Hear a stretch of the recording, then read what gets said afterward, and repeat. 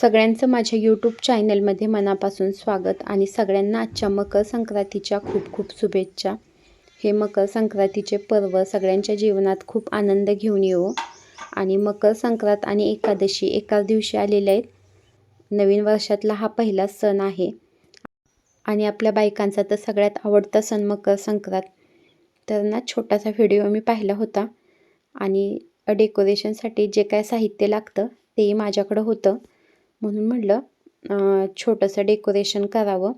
तर ही विठ्ठलाची मूर्ती मुलीने आणली होती. घरामध्ये देवाऱ्यावरती वेगळी मूर्ती आहे पूजेची आणि ही एक छोटीशी मूर्ती आणली होती तिने. आणि फुलंही भरपूर होती पूजेसाठीच आणलेली फुलंही होती.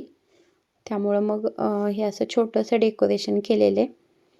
काही ताई हळदी कुंकाचे कार्यक्रम करतात, तर अशा वेळेस तुम्हाला जर ही डेकोरेशनची आयडिया आवडली तर तुम्हीही नक्की असं डेकोरेशन करू शकता. आणि अगदी घरातलं साहित्य सगळं लागतं आहे, बाहेरचं काहीही विकत जास्त आणावं लागत नाही. आत्ताच लग्नसराई होऊन गेलेली आहे आणि लग्नसराईमध्ये खूप ठिकाणी मी बांगड्याला जाऊन आली आहे. तर त्यावेळेस ना अशा हिरव्या बांगड्या घातलेल्या आहेत.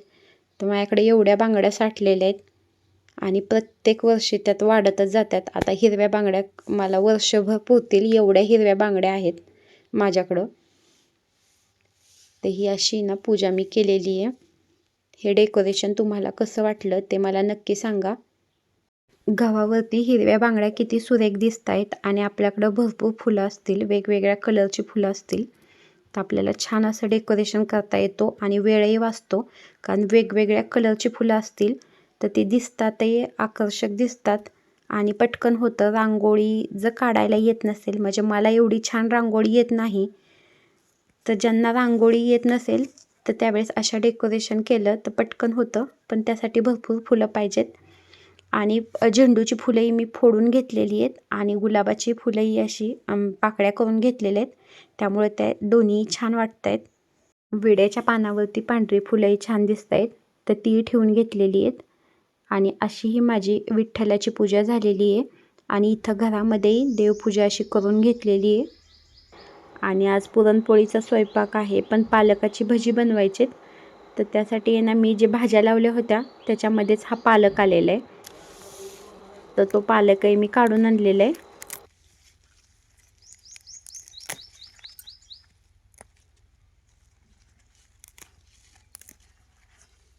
पालेभाज्या खूप कमी दिवसामध्ये येतात आणि मेथी आलेली आहे, शेपूही आलेली आहे आणि असा हा पालकही आलेला आहे. पालकाची पानं मी खोडूनच घेतलेली आणि बाकीच्याही भाज्या मी खोडूनच घेते, म्हणजे त्या परत लगेच फुटतात. शेपूही लगेच फुटते, खोडून घेतली तरी शेपूही फुटते आणि पालकही फुटतो. तर पालकाची पानंही मी अशी खोडून आणलेली आहेत. पुरणपोळी बनवण्यासाठी ही कणिक मळून घेतलेली आहे. इथं पुरण वाटून घेतलेलं आहे. इकडं बनवलेला आहे हा भात. ही येळवण्याची आमटी तयार केलेली आहे आणि आमटीसाठी हे वाटण काढलेलं आहे. ह्याच्यामध्ये हिरव्या मिरच्या आहेत, कांदा, टोमॅटो, आलं, लसूण, खोबरं हे सगळं वाटण मी भाजून घेतलेलं आहे. मी हिरव्या मिरचीचीच आमटी बनवते. पोळ्या बनवण्यासाठी मी कणिक लवकरच मळून घेतलेली आणि थोडीशी घट्टच कणिक मळली होती. त्यानंतर कणिक कापडामध्ये बांधून पाण्यामध्ये ठेवली होती. पाण्यामध्ये ठेवल्यामुळं कणिक छान अशी भिजते आणि त्यानंतर अजून एकदा मळून घेतली कणिक की पोळ्याही छान होतात, एकदम मऊ लुसलुसीत पोळ्या होतात. पुरणपोळीचा माझा सगळा स्वयंपाक झालेला आहे. इथं पुरणपोळ्या आणि नैवेद्य बनवलेले आहेत. इथं बनवलेला आहे भात आणि इथं आहे गुळवणी. ही बनवलेली आहे येळवण्याची आमटी आणि आता मला आहे ना भजी बनवायचे आहेत. आता हा पालक पाण्यामध्ये टाकलेला आहे. इथं मी हे डाळीचे पीठ चाळून घेतलेले. पालकाच्या नुसत्या पानांचीच मी भजी बनवणार आहे.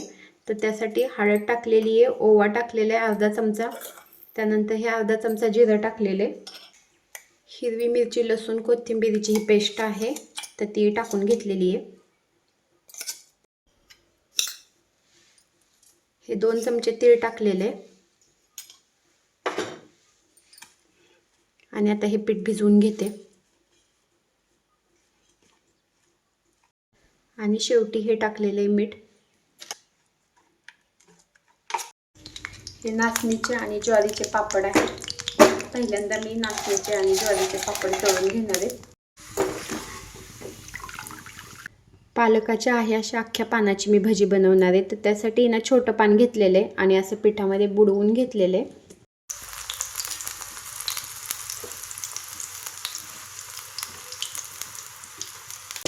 असे ना छोट्या छोट्या पानांची आहे अशी अख्खी भजी सुद्धा छान वाटतात ताटामध्ये.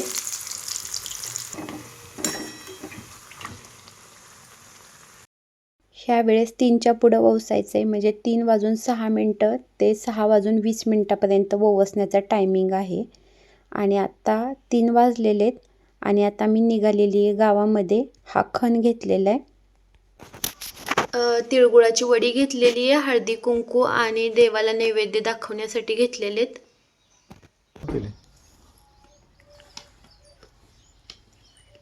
गावातल्या बहुतेक बायका मंदिरामध्येच ववसायला येतात आणि इथं पंढरपूर जवळ असल्यामुळं काही जण पंढरपूरलाही जातात.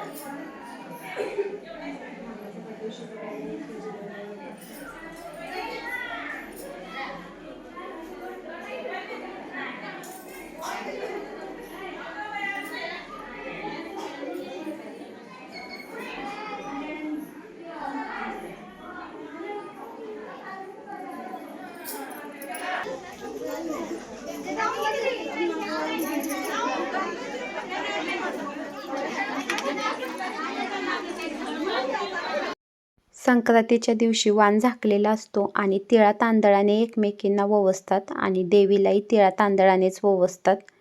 आणि रामाचा वंसा, सीतेचा वंसा आणि जन्मोजन्मी वंसा असं म्हणतात. त्यानंतर तिळगुळ देतात असं आमच्याकडं आहे. पण माझ्या माहेरी जो आपण वाण बनवतो तो वाणच देवीपुढं किंवा देवीला व्हायला जातो असं करतात. म्हणजे प्रत्येक ठिकाणी वेगळी पद्धत आहे.